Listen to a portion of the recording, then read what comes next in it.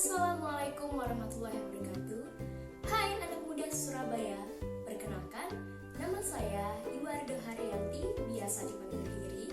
Saya berusia 18 tahun, saya bersekolah di SMA Negeri 18 Surabaya dan baru saja menjadi mahasiswa baru di Universitas Airlangga Surabaya dengan jurusan Bahasa dan Sastra Inggris. Pertama-tama, saya ucapkan terima kasih yang sebesar-besarnya kepada rekan-rekan Suara Surabaya karena telah membuka kesempatan yang besar ini kepada para pemuda untuk membagikan kisah inspiratifnya yang akan dimuat sebagai kisah motivasi dengan tujuan menebar semangat kepada sesama pemuda. Di masa pandemi ini, saya berharap kita semua selalu sehat dan tetap produktif ya. Nah, untuk tetap menjaga kesehatan diri, pastinya kita juga harus patuh terhadap protokol kesehatan yang ada agar kita terhindar dari virus corona. Bapak, Ibu, dan rekan-rekan semuanya, perkenankan saya berbagi sedikit cerita tentang perjalanan saya memulai perkiprahan di dunia seni, entrepreneur, sosial, dan perorganisasian. So, stay tune sampai akhir ya. Terima kasih. Nah, langsung saja kita mulai dari membahas hobi. Kalau ditanya soal hobi, saya suka sekali dengan hal-hal yang berbau seni, seperti bermain musik, khususnya keyboard dan piano. Saya juga suka bernyanyi, public speaking, menulis, membaca puisi, storytelling, mengajar, dan pastinya juga mengaji. Akhir-akhir ini, saya juga sedang menekuni kegiatan entrepreneur dan juga kegiatan sosial. Sejak kecil, kedua orang tua saya selalu memberikan dukungan penuh kepada saya, seperti membiayai, memfasilitasi kebutuhan hobi, dan yang tidak kalah penting adalah tiada henti memberikan motivasi dan juga selalu mendoakan saya. Right, langsung saja kita bahas kepada poin yang pertama, yaitu bidang seni. Semuanya bermula ketika ibu saya melihat saya bermain garpu dan sendok yang disusun memanjang, kemudian dipukul dengan sendok yang lainnya, seperti berbunyi ting ting ting ting. Menurut dari cerita ibu, beliau mengira mungkin anaknya ada bakat di bidang musik, khususnya keyboard. Nah, di situ dicobalah untuk dibelikan keyboard yang tidak terlalu besar ukurannya dan juga didatangkan music coach ke rumah. Sejak tahun 2009, saya berlatih alat musik, tepatnya keyboard. Saya menekuni alat musik tersebut untuk beberapa tahun. Dan setelah beberapa bulan mempelajari keyboard, saya mulai berani untuk perform di atas panggung. Nah, ini adalah beberapa foto performance pertama saya usia 7 tahun dan diikuti dengan perform yang lainnya. Alhamdulillah, seiring dengan berjalannya waktu, Allah beri saya kesempatan untuk menjadi music coach juga di usia saya yang ke-16 tahun. Saat itu saya duduk di bangku kelas 10 SMA. Awal mulanya, saya hanya mengajar alat musik keyboard, dan sekarang bertambah untuk mengajar piano dan juga vokal. Total saat ini murid saya ada sekitar 8 orang. Dan ini adalah beberapa potret saya bersama murid-murid yang saya ajar pada waktu resital beberapa waktu yang lalu. Yang saya tekankan pada saat mengajar anak-anak adalah nilai ketekunan, kesabaran, rendah hati, dan tentunya juga dengan percaya diri. Karena 4 hal inilah yang akan menjadikan seseorang terus berproses menjadi lebih baik. Dan di tahun 2020, tepatnya November lalu, saya meraih juara 2 cover lagu se-Jawa Timur. Disusul tahun 2021, juara 2 lomba piano tingkat nasional dan juara 4 lomba vokal solo tingkat nasional. Nah, itu tadi singkat cerita dari perjalananku di bidang musik. Next, masih ada di bidang seni lainnya, yaitu public speaking. Public speaking, tepatnya menjadi Master of Ceremony, saya awali ketika masuk di bangku SMA.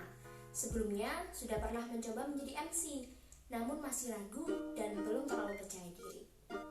Ketika itu, saya diamanahkan untuk menjadi MC di sebuah acara. Wah, ternyata respon masyarakat terhadap performance saya ini positif. Dan akhirnya, saya berusaha untuk terus belajar dan menggali ilmu tentang public speaking, khususnya MC. Dan akhirnya, keterusan sampai sekarang. Alhamdulillah, sudah menjadi MC di beberapa acara seperti birthday party atau mall event.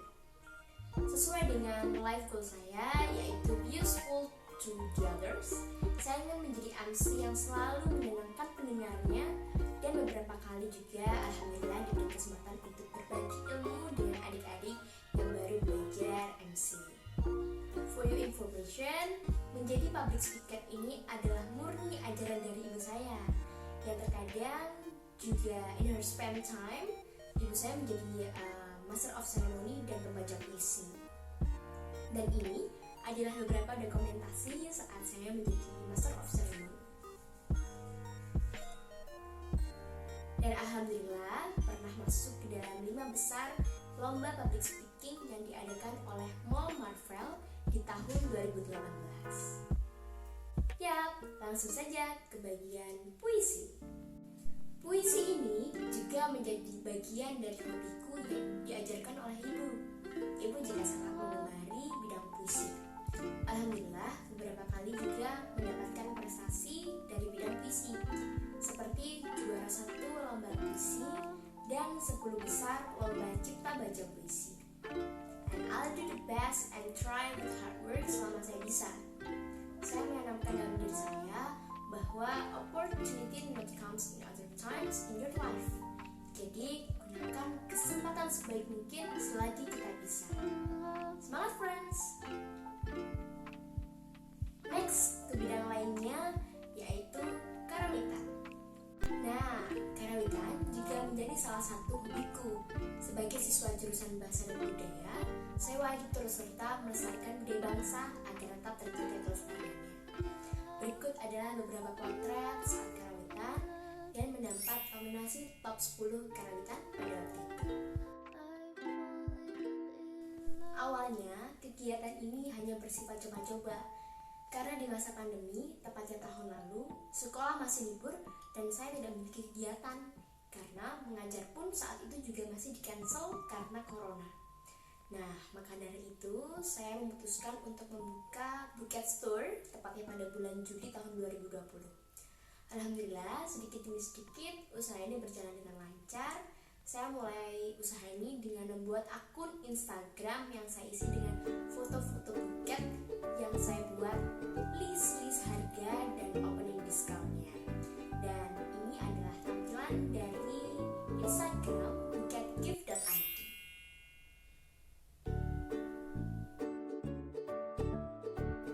Setelah di bidang seni, saya juga memiliki kegiatan di bidang sosial.